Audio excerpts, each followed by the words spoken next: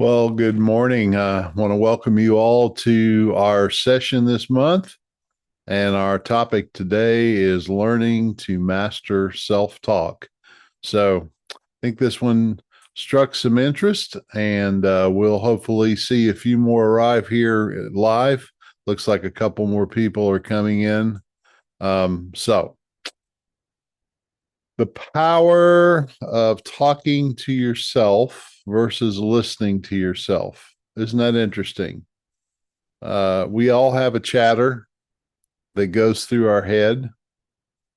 And I think that's just the nature of being a human being. So the question is here, is there some way we can learn about that and do something about it to improve our lives, to improve our performance, to improve our situation? And that's what we're going to look at today.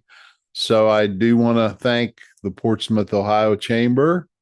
Donna is kind of at the helm today, letting people in and out, and we appreciate that. Maysville, Kentucky Chamber, the Grayson, Kentucky Chamber, and the Adams County Chamber all participate, and we appreciate that. So let's get started here. You know where we're going. We've got two more of these this year. Reinventing yourself. I think that's another interesting phrase. Would love for y'all to come back to that on November 27th. It's the creative fun of choosing and changing your life. And then the last one in December, learning how to really lean into and embrace change. I find that to be my life. That's my calling or my career is helping people change. Don't Most people don't tend to like it too much, and when they can learn how to embrace it and control it and do something about it just makes things so much better. Um, we're going to start off with the rules of the game here as we're talking about really mastering your thinking. Um, and so I always like to try to apply these rules that we look at every month as it applies to our topic. So, this topic of ownership, it's about being responsible. It's about being accountable. It's about saying if it's to be, it's up to me. It's about really standing up and saying enough is enough. And I'm just not going to allow myself to just go downhill. I'm going to take proactive action and thinking, and I'm going to own my life versus be a victim to my circumstances. Um, I ask people every month, of course, to come into these programs with that mindset. So that's our first rule. The second rule is to participate 100%. Frankly, if you're multitasking right now, you're looking at other things, you've got your phone on and dinging at you, you've got maybe some chatter in the background, you won't get near as much out of this. And I think 100% participation, another word for that would be 100% engagement.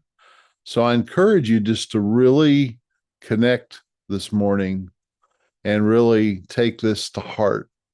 Third, I say this is always probably the most difficult of the four rules. Maybe you have heard people talk about this or you've had different instruction on this in the past. And I'm encouraging you to drop what you know about this and come in with a blank slate, to just come in curious, to come in open minded, to come in interested, kind of to come in like a little curious child just to learn. So, would love for you to do that. And then finally, when you start to get some management and some maturity over your thinking, you can really start to have fun in life. And because it's no longer based on circumstances, it's no longer based on how you're treated, it's no longer based on the weather, it's no longer based on whether it's a stressful day at work or not. You can start to learn how to have fun as a choice. And so All those rules apply today. Let's jump into our program. And again, we're going to have one slide today in these 30-minute presentations. I like to keep it short and simple. And I'm going to do this in a series of statements and questions. My first question is for you to consider: how do our thoughts and our words affect our feelings and our actions? This is just such an important concept, especially in the coaching that I do, is the relationship of thoughts, words, feelings, actions. I'll propose to you that they all affect one another. But I'll also say this: thoughts are really the foundation. As a man thinketh, so is he. Then that's a Bible verse. As we think, we are. And how do we express our thoughts? We express our thoughts in words. So if we can become more aware of our thinking, thinking is sometimes like a dream. It's just kind of foggy and it kind of things drift in and out of our mind. If we can slow life down a little bit and start to really pay attention to those words, then we'll start to see and understand that our actions and our feelings really grow out of what we think. Now, sometimes you've got a reflex action. You don't hardly think anything. Something happens and you just react real quick. But frankly, folks, the truth of the matter is our actions and our feelings are a product of our thinking. And our thinking can be defined in words. And all those little learnings that we're getting right now are really helpful when we're trying to improve our team, improve ourselves, improve our life. I'm going to use an example here just to demonstrate the truth of this, a very simple example. So I want you to do some thinking with me. We're going to go on a little trip in our mind to the grocery store. And we're going to buy one item. We're going to go buy some lemons. So what I want you to do in your mind is I just want you to imagine walking through the doors of your favorite grocery, walking down over to that vegetable fruit aisle. You're going to take a pocket knife with you today, and you're going to pick up that lemon, and you're going to look at that yellow lemon, and you're going to take that knife, and you're going to just poke it into that lemon, and you're going to start to slice it really carefully and put a little squeeze on it, and that juice is going to just start to come out of that lemon. And as you're looking at that lemon and that juice, you're gonna raise that. You're gonna finally cut that lemon in two, and you're gonna take that half a lemon and bring it right up to your mouth, and you're gonna take a big bite out of that lemon. Now, if you've been thinking with me, right now you've got a little more saliva in your mouth. Your mouth is watering a little bit, and there is no lemon here at all. It's just been in our minds. But it's just a simple, fun little way to demonstrate how your thought actually changes your feelings and your physical response. And that's just one simple way to demonstrate. And if we could really see how it's not always the circumstances and what's going on, but it's actually our perception of those things that create our emotions and our reactions. That's so important and so essential to really learn that if we're in this idea of thought mastery. So let me go to our next question. And if we were in a room together, and who knows, maybe sometime I'll have an opportunity to do that with some teams and with some people here. But here is a question: can we manage our thoughts? And I'm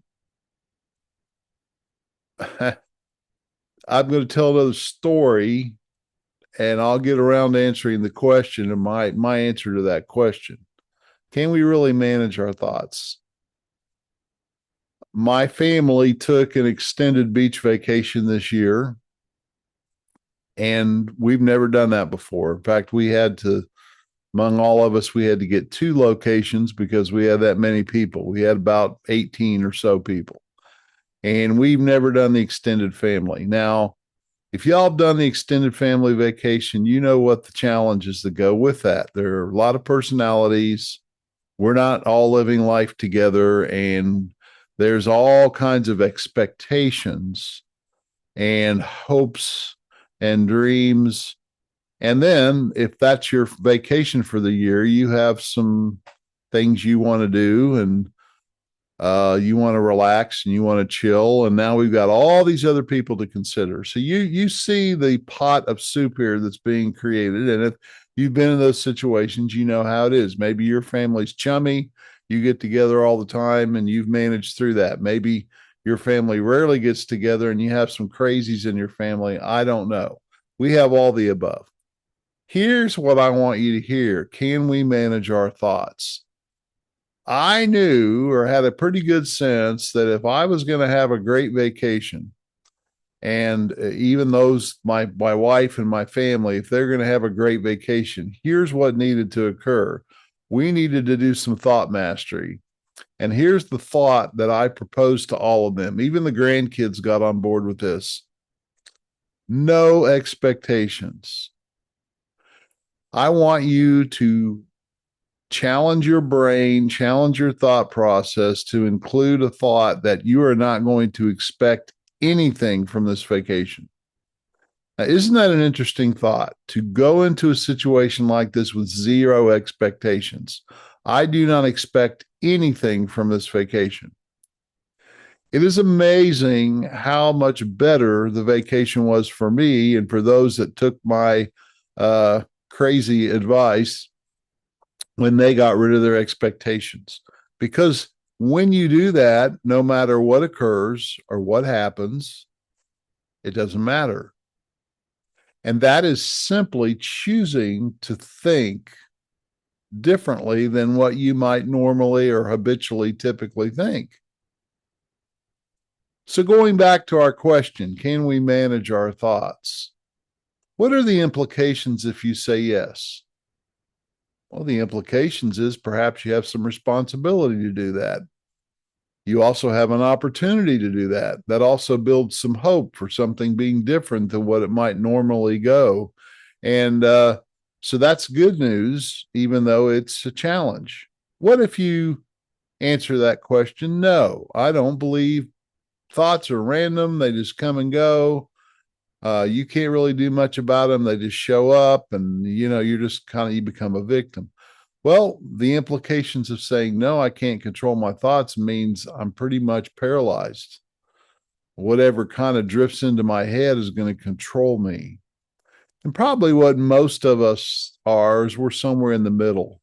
Sometimes we feel like we control our thoughts or manage our thoughts, and sometimes we don't.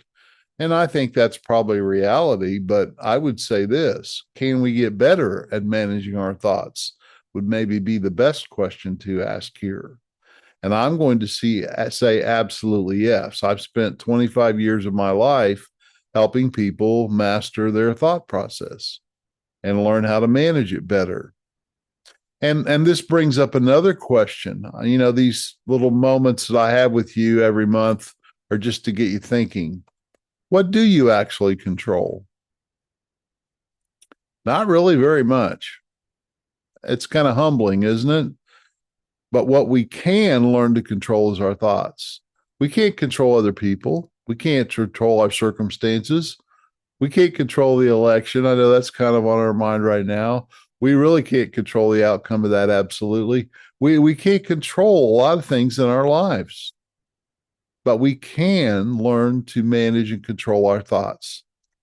And this last thought is thinking habitual or is it random? Well, it seems random, but actually it's habit, and it's just habit change.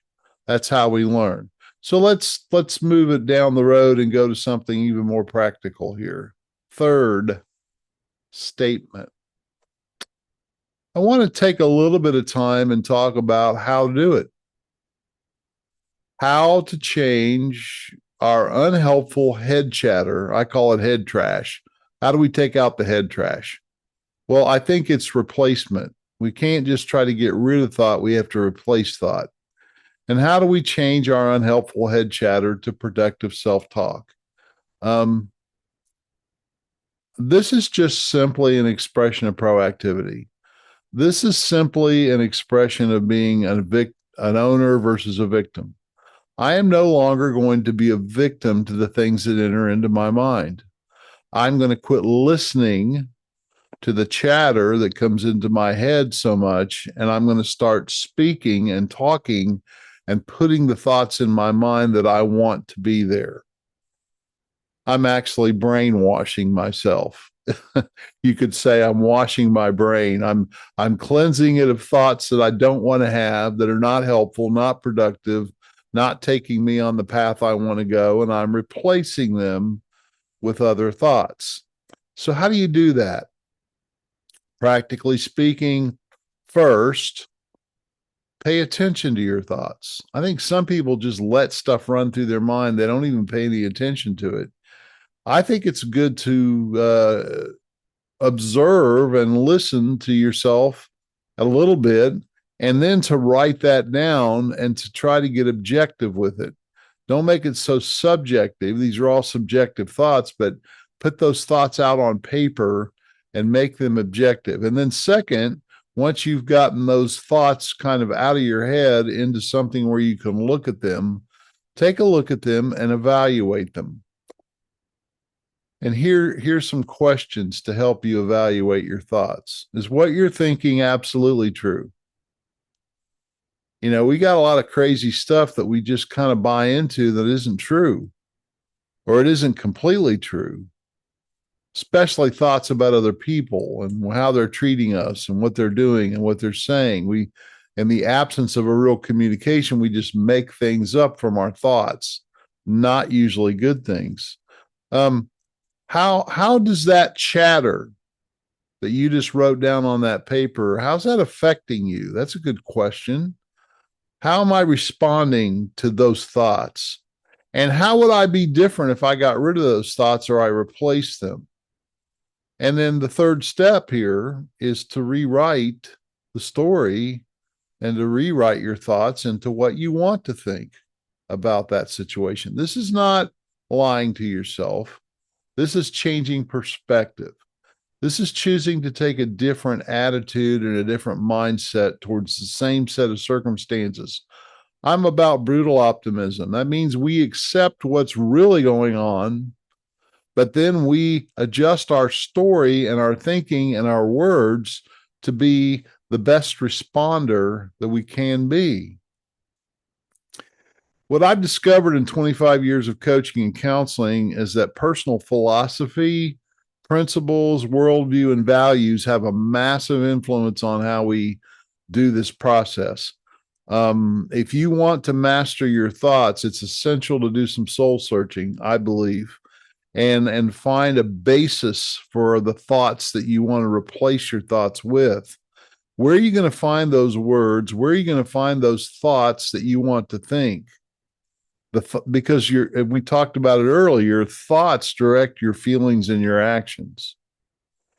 I personally accept a Christian worldview. I'm a believer, and a love for God and a love for others is a primary principle that directs the values of kindness, compassion, sacrifice, and giving. So what I want you to get out of that is this: your philosophy and your worldview drives your thinking.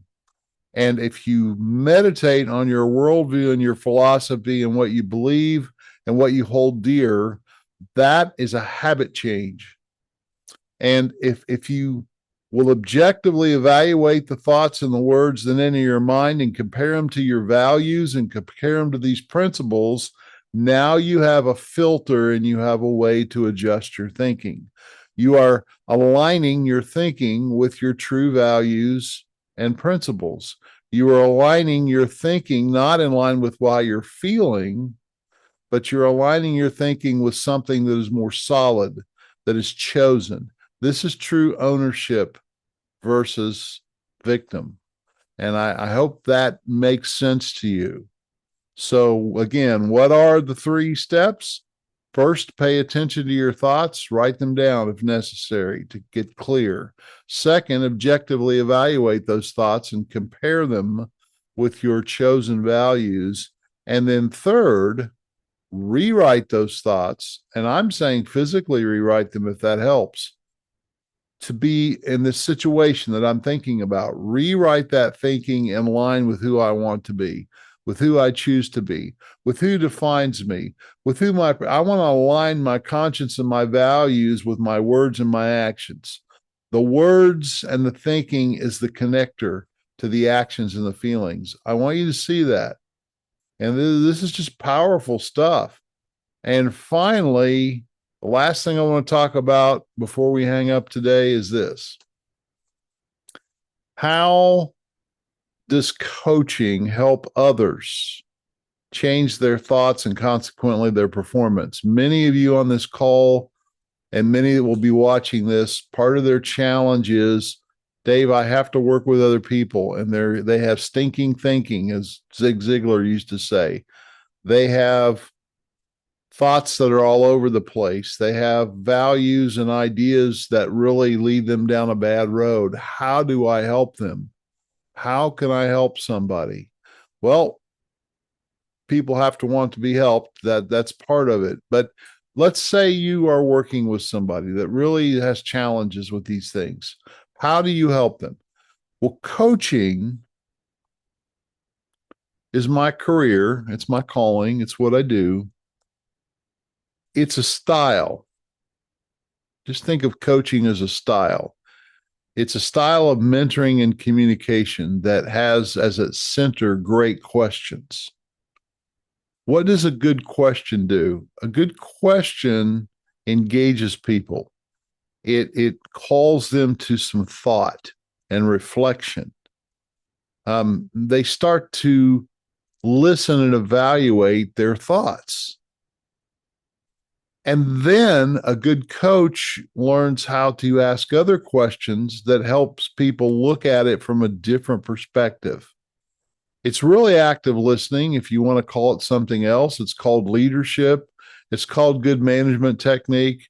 It's called good communication. It's all the same thing. A good coach knows how, through questions, to help somebody reevaluate, rethink, look at it differently. And bringing people to the place that they can even start to do that for themselves is just what the goal is. Coaching challenges the current thought that is not producing the result that somebody wants. And it promotes a shift of thinking that'll inspire and motivate some positive change.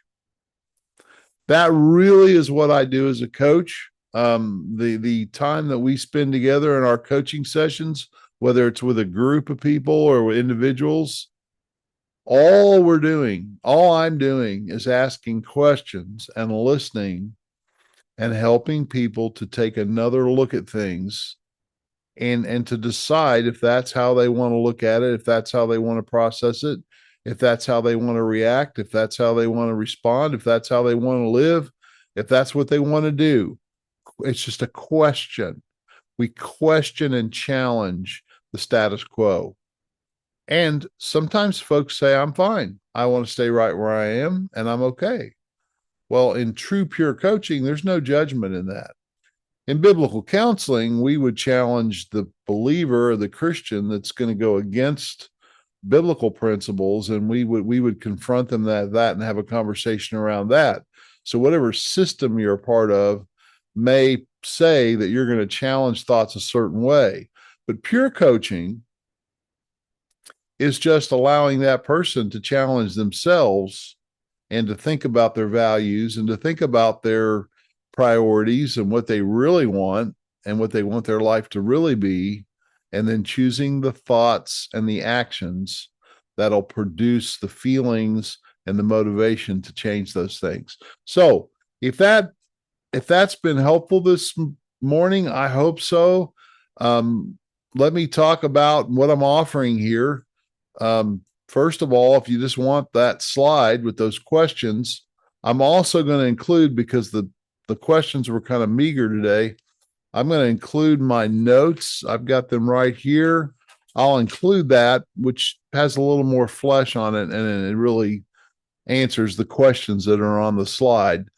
Second, I've got several articles that I've written through the years about thinking and working on your headspace. And so I'd be glad to send those if you just ask for them. And for this particular session, if you'd like to have a 30-minute conversation with me, that's what I do. And I would love to do that. I enjoy my conversations with all kinds of people. Some of them hire me as a coach, some of them don't. That is not the focus. I just love to help and talk with people. So, how do you make all that happen? How do you take advantage of those offers? Very simply, you email me, Dave Beam at mentordavebeam.com. Request 1, 2, or all 3, and they will be yours.